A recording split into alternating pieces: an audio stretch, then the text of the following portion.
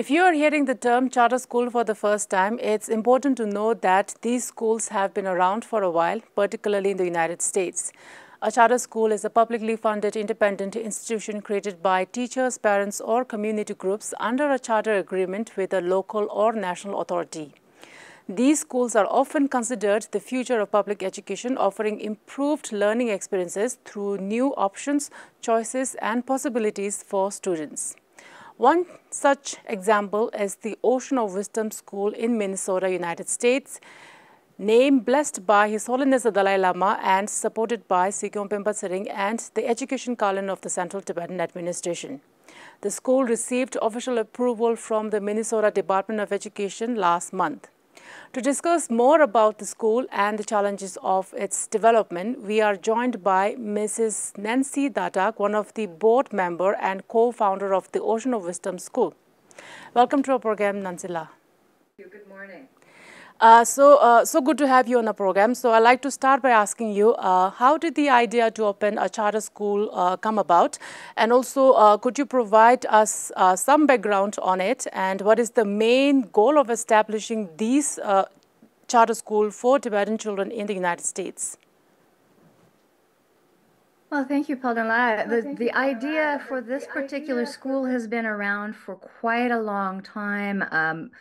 My husband is Tibetan Dadak. He was one of the founders of the Tibetan community here in Minnesota, and he began talking seriously about charter schools in the early 2010s, 2013, around there. We had some experience having created a school in Tibet in his old village in Tingri. And we've always been interested in the preservation of Tibetan language. We were able to have a school in Tingri that taught Tibetan language to the village children, and we had almost equal numbers of boys and girls in the classes, and that went very well for quite a few years. Eventually, it was taken over by the authorities, and it still functions as a school. So we had that experience, and then knowing that Minnesota is one of the leaders in charter school development. In fact, Minnesota, I believe, was the first developer of charter schools. This idea had been discussed with Samdong Rinpoche and other educational authorities in the Tibetan parliament. But the development of the school had to wait until the Tibetan community here had enough children to support it. And now that we're on the third generation of Tibetans in Minnesota, we have that critical mass of students that can support such a school. So it's taken years and timing to get to this place. We have partners in the community. We have the Education Kalun in Dharamsala who's supporting us, and we also have Pempa Siringla supporting us. Tibetan American Foundation here in Minnesota has been a great partner. So many people have stood up and gathered around to offer support and expertise. So we just received the charter for the school after a couple of years of cooperative labor to get our affidavit done and our application. So we have received the charter, and we're going through the process now to get the funding from the Minnesota state so that we can find a proper building and so forth to proceed. So it's an exciting time, certainly. And what kind of preparations have been made to launch this school in terms of the school curriculum, and what are the requirements, student requirement for its enrollment? All of the compliance issues are handled by our authorizing authority. They help us comply with state law and the educational requirements here in Minnesota.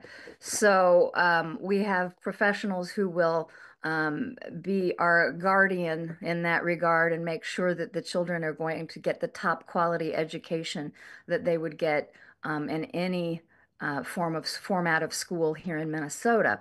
Um, we uh, uh, we have already pre-enrolled quite a number of students. We expect to have around 100, 125 by the time we open in the fall of 2025.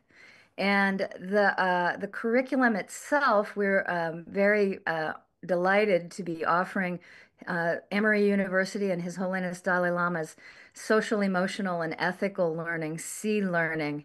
And that will be interwoven throughout the school day, along with a core curriculum that you would get in any competitive educational system. Um, Plus 5 days a week of Tibetan language that will be given as an elective for anyone who wants it. The school will be open not only to Tibetans, but to any child between kindergarten and fourth grade, and then we will eventually add on years up until eighth grade.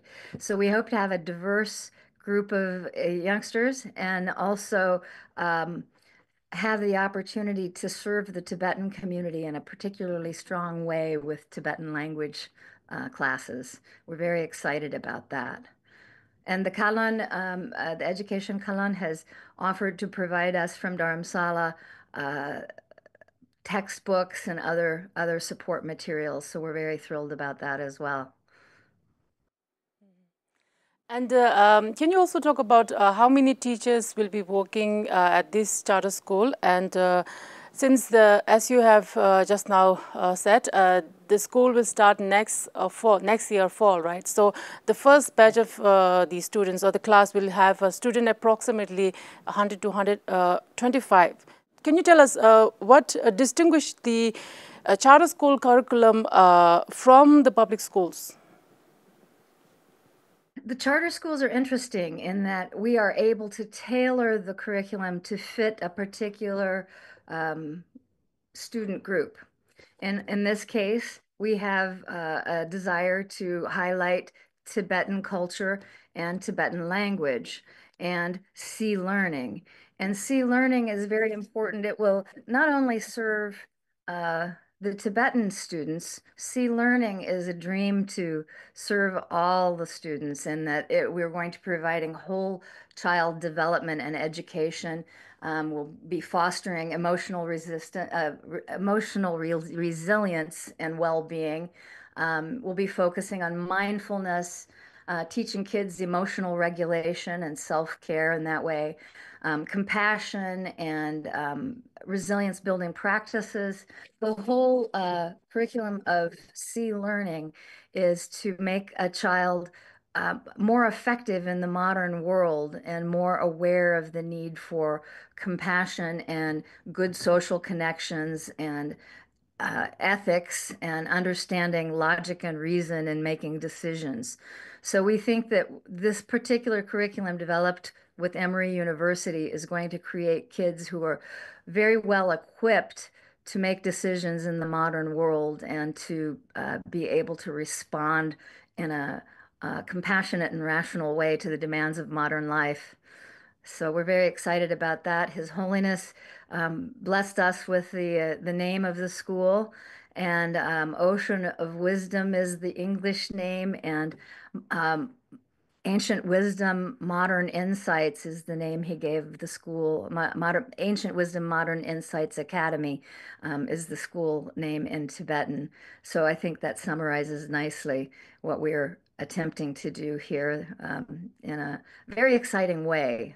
And when we introduce this to non-Tibetans, many of them say, why couldn't I take this class curriculum? Most people realize the power of teaching kids compassion and emotional regulation and resilience in the modern world. There's a great deal. We notice that in a lot of the school systems, you find children in America are struggling with trauma issues or anxiety issues. All of these things, we hope that our school will be particularly well equipped with C learning to help kids have a really wholesome experience. This definitely sounds like the school will stand out in years to come, Yes. right? With the concept which so much importance giving to the students, and with the collaboration with the Emory University Sea Learning, and obviously Tibetan language for the Tibetan children in the West. So very good initiative, I must say. The next question I'd like to ask, the Minnesota State Education Department recently granted permission to open the school. So what does this approval involve, and what are your, as the co-chair and the co-founder of the organization, the school, what are your next steps? Well, this was a long road getting to the place where we were awarded a charter. We created a board of very passionate people. I will mention them now. Nawang Dolkar, who you may be familiar with, she's the former president of Tibetan American Foundation, and she's an immigration attorney. She's co-chair. Dr. Tenzin Sonamla from Emory University is providing his expertise on the curriculum. Joel Sundstrom is a teacher who's licensed in the Minnesota system. He's providing key information about a balanced curriculum. We have Nawang Yeshi, who is our treasurer, Shimpin Sangpo, who is a very talented person from the Tibetan community who has worked in San Francisco in various very big technical enterprises, and he has signed on to be our accountant. We also have Thupten Dadak, who is our key advisor and one of the founders. So we have this strong organization that has put together, it's about a 400-page affidavit describing the details of the curriculum and describing in detail how we plan to implement in the school system, the Minnesota school system. So they vet you on every possible angle. And we are going, now that we have passed this, we will be having as I mentioned, the funding component will come to the fore.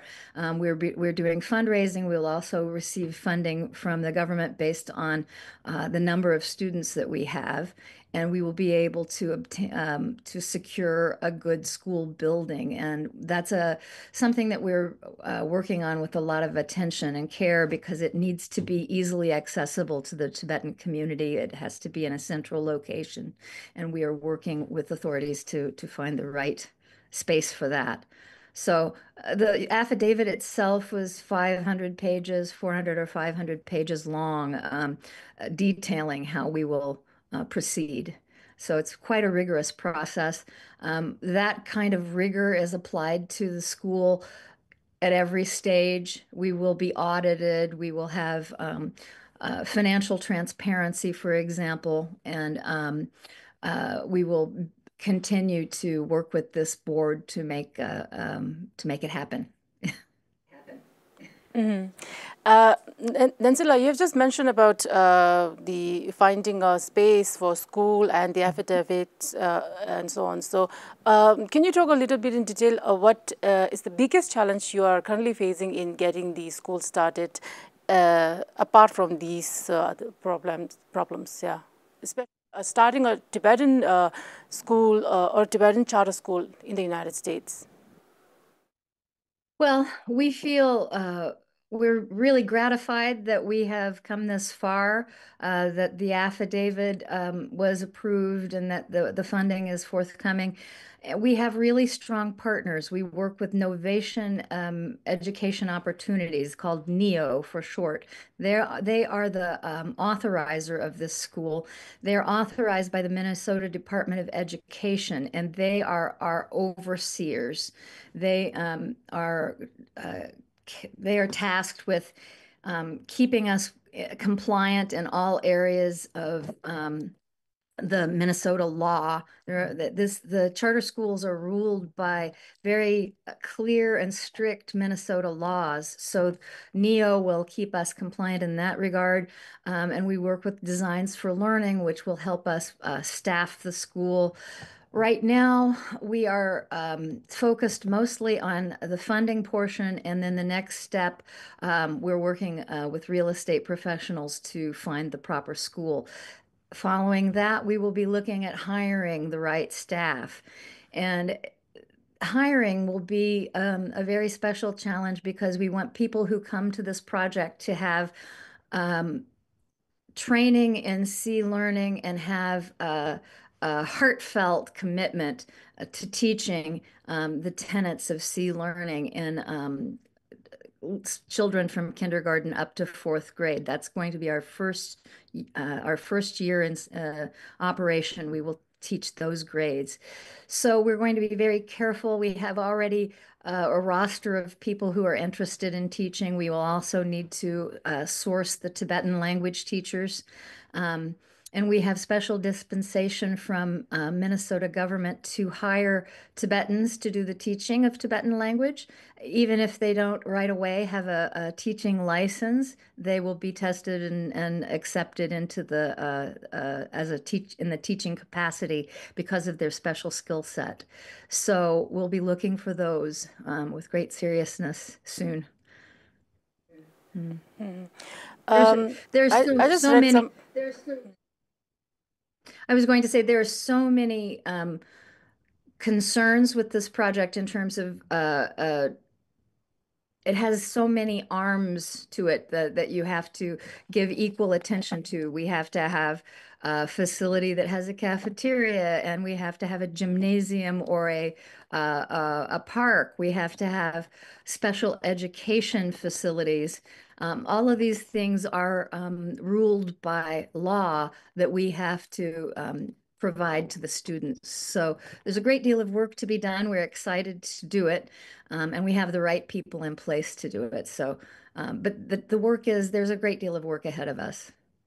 So I like to ask Dinsila, personally, what is you seems very passionate about starting this charter school, and so as I'm sure your fellow the members of the school, right, from your organization. So what is your vision for the school, and how is your organization working towards achieving this?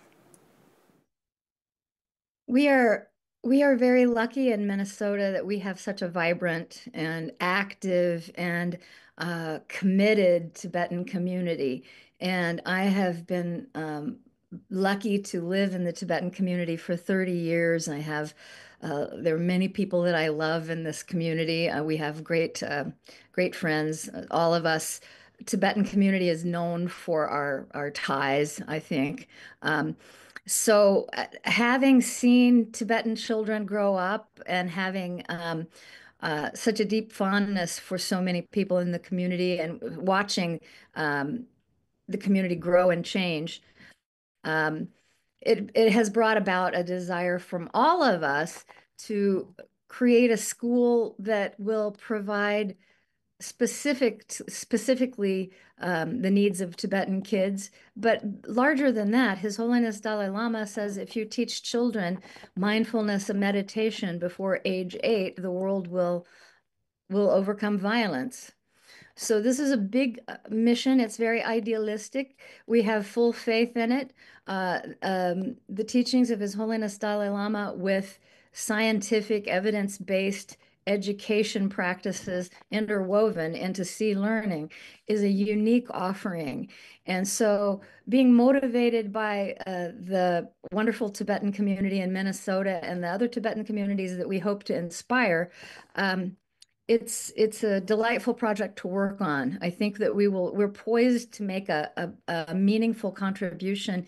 And then once we get it started, I think the children and the families themselves will drive much of this project, the direction of it. We will be responding to the needs of parents and students. So we're eager to get to that level of development where the community itself will speak to what is needed, and we will work our best, our hardest to make it happen. And it's a privilege. It's a privilege. In short, oh, I'm sorry. In short, to answer you why I'm sorry, I'm getting feedback.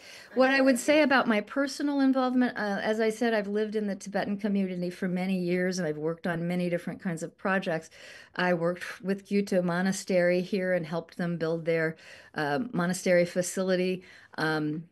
For several years, for many years, I was there. We've done many things in the community. My husband, Tupten, has been active for years as one of the founders of the community, and it's an extraordinary community. We're very lucky in Minnesota had to have such a cohesive and large community.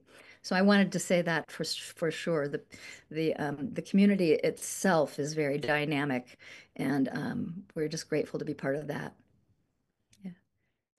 So Nansila, thank you so much for taking out your time today for this conversation on the Ocean of Wisdom School, charter school in the United States for Tibetan children, and for anyone who is interested to learn from this beautiful school that is going to open next year. So, and best wishes to you and your group, and so much, basically. Thank you so much. Thank you so much. I hope we speak again in future and keep you updated on the developments. Sure. Thank you. Definitely. Thank you. It was lovely talking to you. Thank you. Likewise. I look forward to seeing it. Thank you. With this, we have come to the end of today's program of In Conversation with Tibettv. Thank you so much for watching.